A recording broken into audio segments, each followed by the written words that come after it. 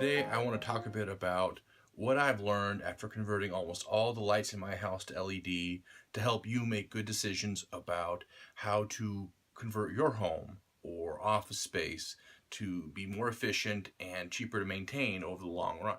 We picked out our first LED bulb about 3-4 years ago. I can't remember exactly when.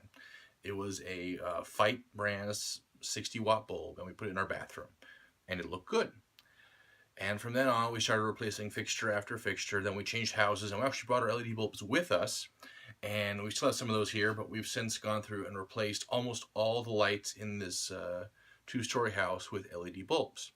And there are a few lessons I'd like to pass on. When you look at converting your lighting to LED, there are 3 phases you need to consider. First, you need to plan. Second, you need to do the actual purchasing, and then third, do the actual installation. But most important is the planning.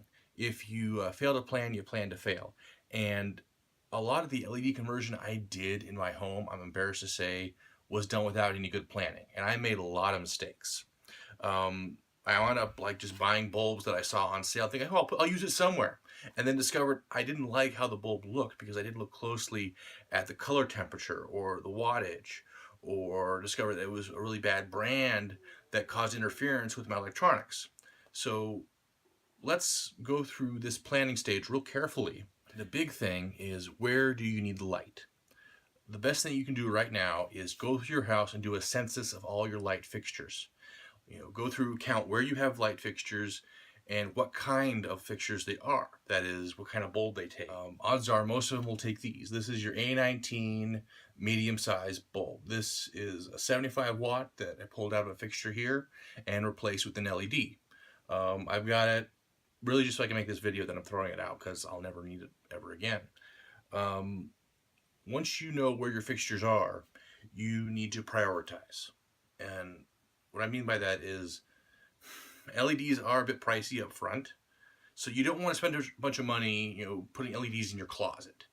You want to go to all of your high traffic areas where you have a lot of activity, where you need the light, and make those your priority for upgrading to LED.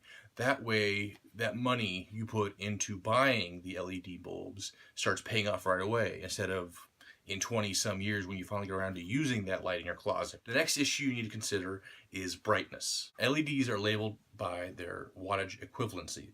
That is, how powerful of an incandescent bulb like this one they're similar to. This right here is a 60 watt equivalent by Fate, and it actually uses only, let's see here, 9.5 watts. So you don't have to use nearly as much power to get the same amount of light out of LED. That's the joy, that's the efficiency. But you need to use that to see about how much power you really want to get. The most common power levels you'll see today for anything that's A19 shape is 40, 60, 75, and 100 watt. And usually the 40 watts are the cheapest, but they're the weakest. Thanks to advances in technology, you can get 60 watt LED bulbs, 60 watt equivalent LED bulbs for $2 or less for really good bulbs. It used to be those were $40 a piece. That was just 5 years ago.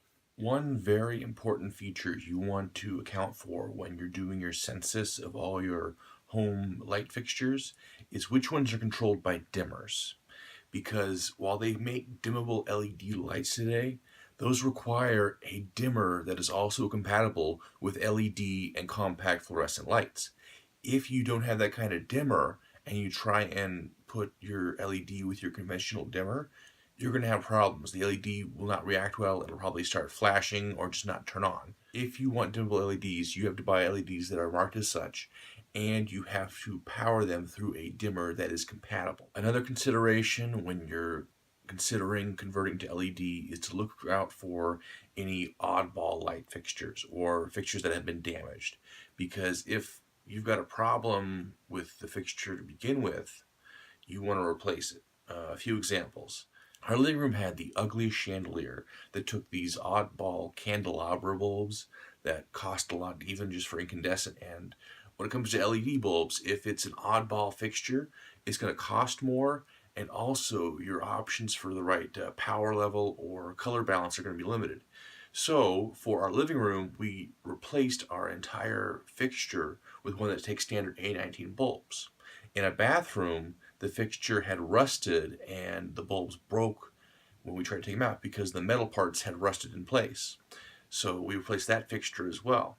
And our outside lights took those oddball bulbs, so we also replaced those fixtures before we bought our LEDs.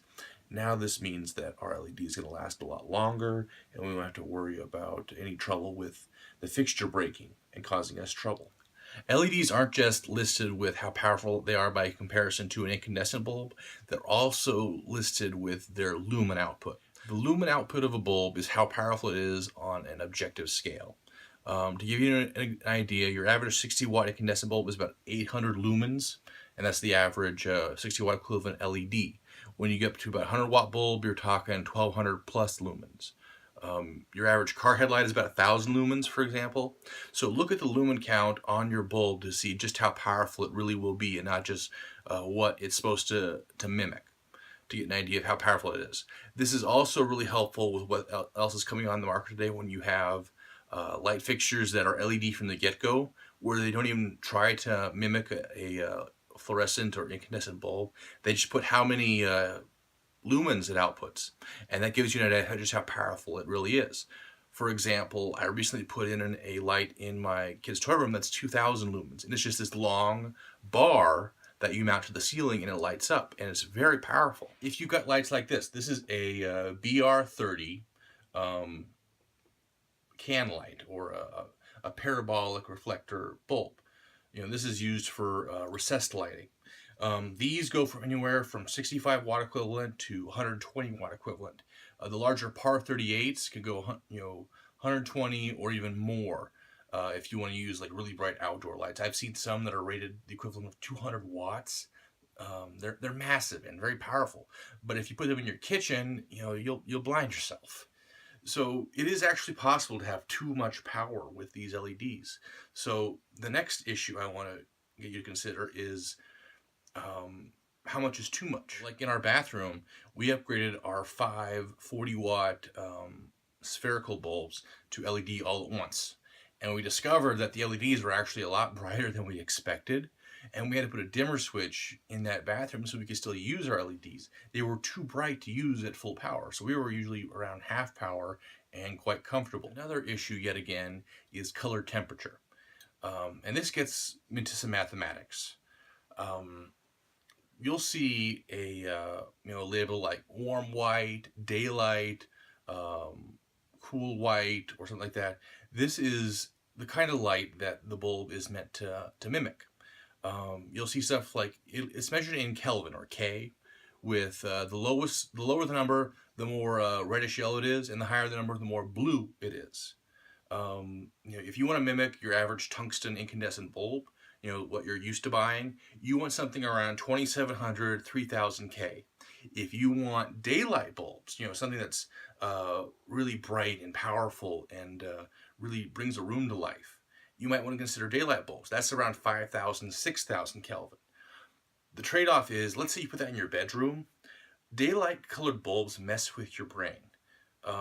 If you want to be awake and alert, they're great. But if you want to go to sleep, if you have daylight bulbs in the area, they tell your brain to stay awake. And if you've seen daylight colored light in the recent past, in the past half hour, it can be very hard to fall asleep. So whatever you do, don't put daylight bulbs in your bedroom.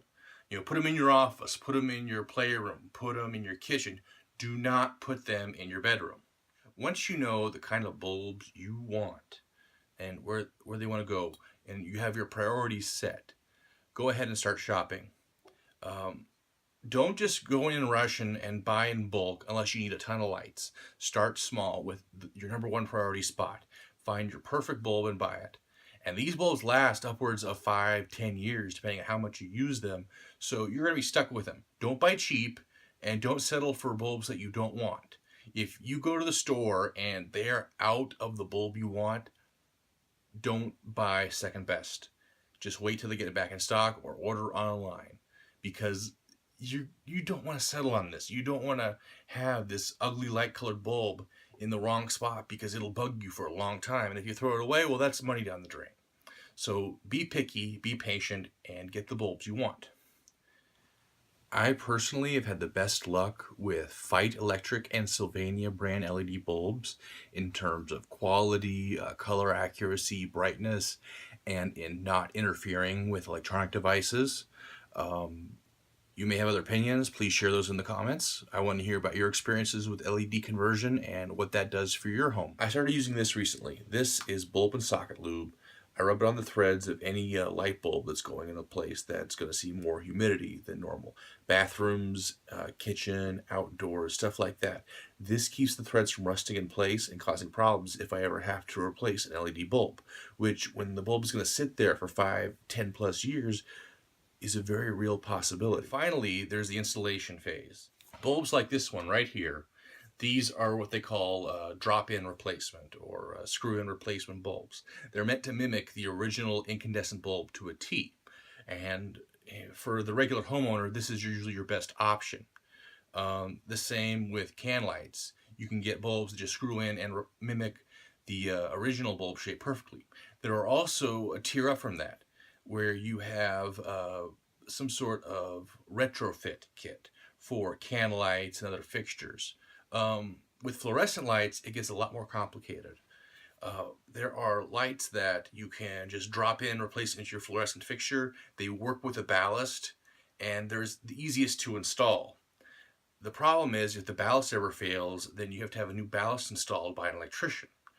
That's why for my fixtures, I go with ballast bypass LED lights. With these lights, they don't depend on the ballast. They just plug directly into the power from the switch. You cut out the ballast entirely, and they run on their own. You don't have to worry about a ballast failing or requiring replacement ever. The trade-off is you need to know how to wire, and if you don't, you need an electrician. That being said, that's all I know about LEDs. If you have any ideas you want to share, please leave them in the comments, and let me know what you think.